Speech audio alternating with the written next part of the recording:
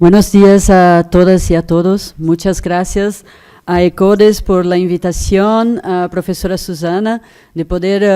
aportar mis contribuciones a esta importante discusión que se hace hoy aquí sobre las migraciones climáticas. Yo voy a hablar un poco sobre los nuevos espacios de gobernanza global que van a tratar del tema en los próximos, principalmente en los próximos 2 años, y también algunas respuestas jurídicas que han sido construidas a lo largo de los años y que todavía no han aportado una única solución al problema. También pido disculpas por mi portuñol, porque como soy brasileña, al final acabo utilizando palabras también del portugués. Bueno, en los 2 últimos años hemos tenido un movimiento muy intenso de negociaciones en el escenario internacional para intentar dar una respuesta al desafío de integrar distintas políticas en materia de cambio climático, reducción de riesgo de desastres, derecho humanitario, desarrollo sostenible o la cuestión de las migraciones. Todos estos documentos e iniciativas se han consubstanciado en una agenda global post-2015 que ha creado entonces estos nuevos espacios donde se va a discutir más específicamente la cuestión de la movilidad humana en el contexto de los desastres y del cambio climático. El primer espacio, no voy a hablar de todos los documentos de la Agenda Global post-2015, que es muy amplio, pero solo de 3 espacios. El primer es el UNFCCC Task Force on Displacement, que ha sido establecido en el Acuerdo de París, el primer acuerdo obligatorio sobre el clima que va a hacer referencia a la movilidad humana, y que ha dado al Mecanismo Internacional de Varsovia la responsabilidad de crear este equipo de tareas que debe presentar recomendaciones sobre el tema de los desplazamientos provocados por los efectos adversos del cambio climático. Ya ha empezado la implantación de este equipo de tareas, ha sido realizado un encuentro técnico organizado por OIM y por el Comité Ejecutivo del Mecanismo de Varsovia sobre su área de acción 6, que es reforzar la comprensión y el conocimiento técnico sobre movilidad humana y cambio climático, y de este encuentro han salido recomendaciones. Yo represento aquí también la Red Suramericana para las Migraciones Ambientales, que ha participado de este encuentro técnico, aportando las contribuciones sobre la importancia del contexto regional y de los actores regionales. Más recientemente, el Comité Ejecutivo del Mecanismo de Varsovia ha adoptado un termo de referencia para la implantación de este equipo de tareas, estableciendo sus miembros, su mandato y también el plazo para la presentación de las recomendaciones, que será la COP24 en 2018. El otro espacio de trabajo sobre el tema es la Plataforma sobre Desplazamientos por Desastres, que ha sido lanzada en la Conferencia Humanitaria Mundial en inicios de 2016 y que tiene por objetivo dar seguimiento y garantizar la implementación de la Agenda Nansen, que ya fue presentada aquí. Esta plataforma tiene 4 estrategias prioritarias, que es llenar los vacíos de conocimiento, promover el desarrollo de políticas y normas con énfasis en el nivel regional y nacional, estimular y fortalecer el uso de las prácticas efectivas que ya han sido identificadas en la Agenda Nansen, e integrar los desafíos de la movilidad humana en áreas de acción relevantes como cambio climático o reducción de riesgo de desastres. Rezama, que yo represento, es miembro del Consejo Consultivo de la plataforma y hemos participado también del evento que ha sido desarrollado por la plataforma en la COP22 para hablar del papel de la plataforma y también del Task Force en los próximos años. Y solo una observación, en esta COP22 hemos tenido más de 20 eventos hablando sobre movilidad humana en el contexto del cambio climático, lo que demuestra ya la importancia que tiene hoy el tema en el contexto de las negociaciones sobre el clima. Y el último espacio se ha creado en el ámbito de las políticas migratorias con la realización de la Cumbre de Naciones Unidas sobre Refugiados y Migrantes en septiembre de 2016, donde se ha adoptado la Declaración de Nueva York, que reconoce los factores ambientales como vectores de las migraciones, que hace referencia a importantes documentos de la Agenda Global post-2015 como Marco de Sendai, Acuerdo de París, Agenda de Desarrollo Sostenible o Agenda Nansen, y que pide a los países que resuelvan los factores que provocan o exacerban grandes movimientos de población, como la degradación ambiental, los desastres naturales y los efectos adversos del cambio climático. En este documento se ha decidido adoptar en 2018 un pacto global para la migración segura, ordenada y regular, y que seguramente va a abordar las cuestiones de migraciones ambientales, visto que ya están en la Declaración de Nueva York. Así que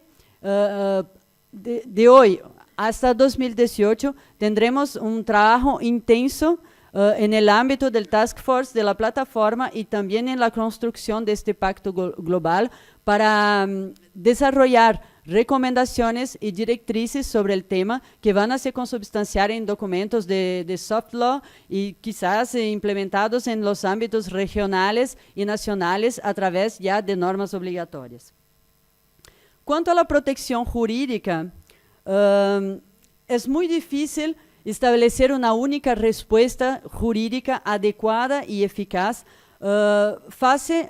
ante a las complejidades y a todas las dimensiones del fenómeno de las migraciones ambientales que ya han sido mencionadas aquí y que no voy a retomar, como las cuestiones de terminología, de las cifras, la ausencia de un concepto de aceptación general, las causas, las dificultades de aislar la causa ambiental y la influencia de otros factores económicos, políticos, de vulnerabilidad, las dificultades de prueba de nexo causal cuando hablamos de migraciones climáticas, la cuestión de la duración, si son temporarias, definitivas, circulares, de distancia, si son internas, si son a través de fronteras, la cuestión del marco institucional, cuál es la organización que debe se ocupar de la cuestión. Es ACNUR, es OIM, es UNFCCC, hay que crear nuevas instituciones y todo esto va a impactar en la cuestión del régimen jurídico, porque ahí vamos también tener muchas cuestiones, como por ejemplo, si nos quedamos con recomendaciones y principios o si adoptamos normas obligatorias específicas, si aprovechamos de los instrumentos y marcos jurídicos existentes como el sistema de protección de refugiados, la Convención sobre Cambio Climático, los derechos humanos, etcétera, o si desarrollamos una protección jurídica específica y reforzada con normas específicas. Muchas propuestas fueron presentadas para resolver este vacío jurídico y también para intentar dar una respuesta jurídica al problema. Una primera idea era de ampliar el sistema de protección de la Convención de Ginebra, que ha sido ya bastante comentada aquí. Yo veo más posibilidad en los sistemas regionales que han adoptado conceptos más amplios de refugiado y que podrían mejor adaptarse a las cuestiones ambientales. Los aspectos negativos es que renegociar o rediscutir la Convención de Ginebra en estos momentos puede ocasionar una debilidad del sistema. El sistema también presenta sus limitaciones porque no fue pensado para esto, para la complejidad de las migraciones ambientales. Además, tenemos la resistencia de los estados y mismo de organismos de Naciones Unidas para trabajar la cuestión dentro del sistema de refugio. Una otra idea es integrar la cuestión en el contexto de la Convención sobre Cambio Climático, lo que ya se empezó a hacer con el Acuerdo de París y con el trabajo que va a desarrollar la Task Force, aprovechándose ya de un marco jurídico institucional ya establecido, un estado avanzado de negociaciones. Pero nos quedamos solamente con los desplazamientos por cambio climático, que son muy difíciles de probar.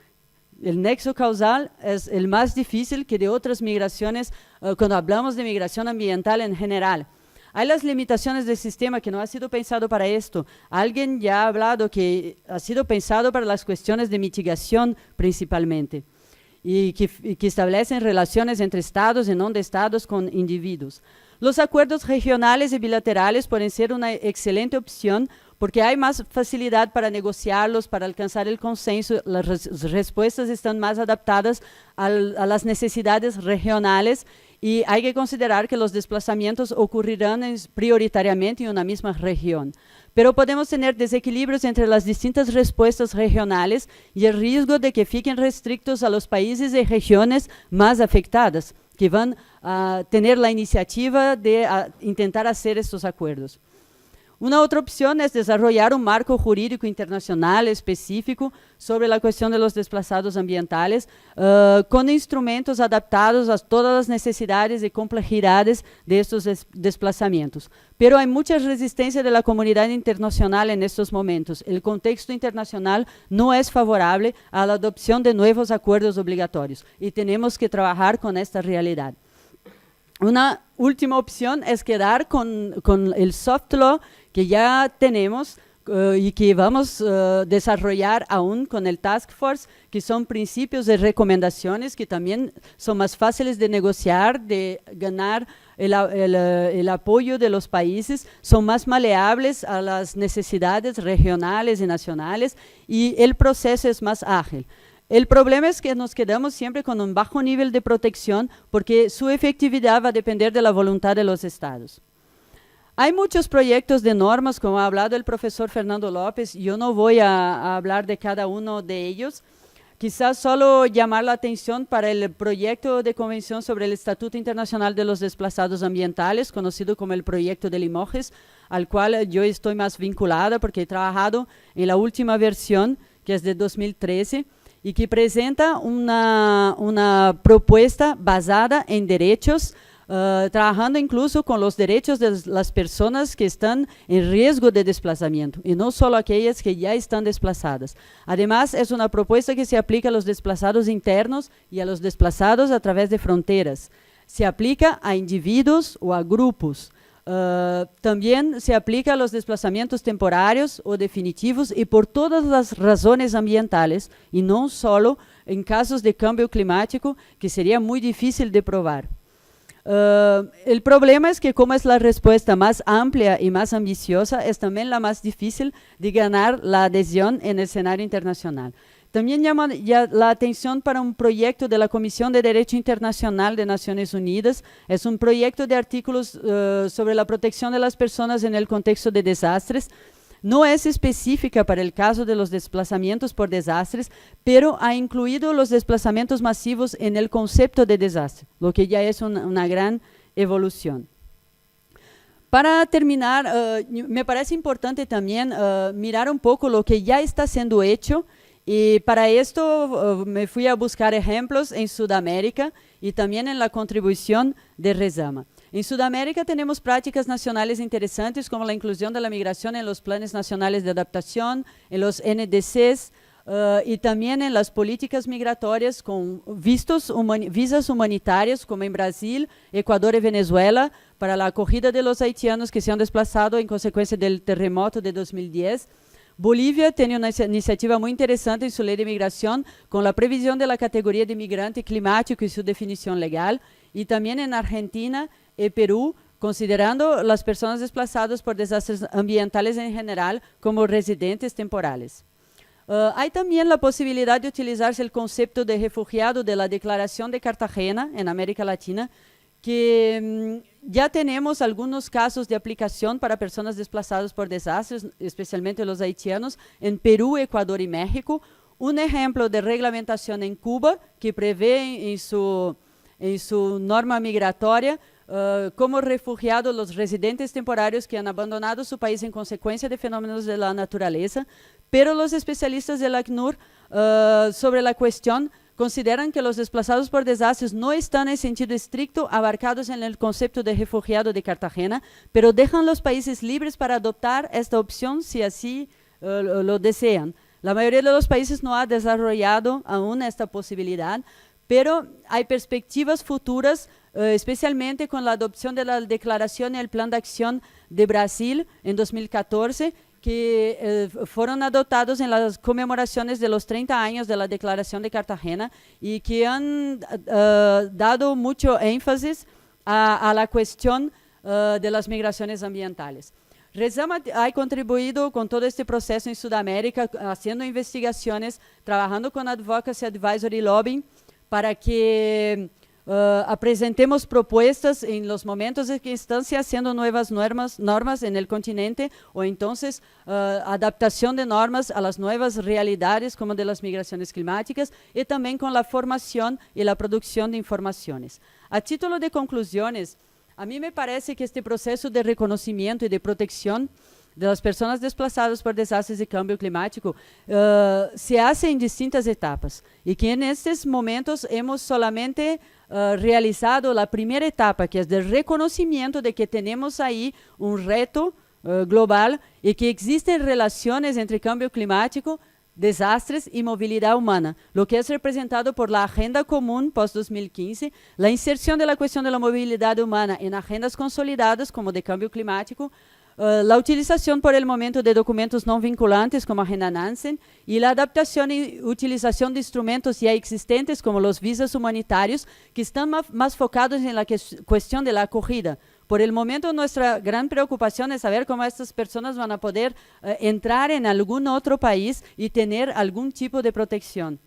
La segunda etapa sería la incorporación de esta agenda global post-2015 en el espacio regional y también en las normas y en los planes nacionales. Y una tercera etapa, entonces, sería la etapa de construcción de respuestas específicas y de reglamentación, con la evolución de las respuestas no vinculantes a acuerdos obligatorios, con instrumentos jurídicos específicos pensados para atender a la complejidad de este fenómeno, focados en todo el ciclo de la migración y no más solo en la cuestión de la acogida, y que considere la migración en sus aspectos positivos, como ya hablamos aquí, como una medida de adaptación, adoptando todas las medidas para facilitar esta migración y para también dar voz y vez a las comunidades afectadas, porque por el momento estamos nosotros, los científicos, los juristas, etcétera, discutiendo lo que es mejor, cuál es la mejor manera de protegerlos, pero no hemos estado ahí preguntando a estas personas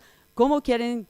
ser tratados y protegidos, como dice Susana, que muchos no quieren ser reconocidos como refugiados ambientales, por ejemplo. Aquí solo algunas ideas sobre el ciclo del desplazamiento y la posibilidad de que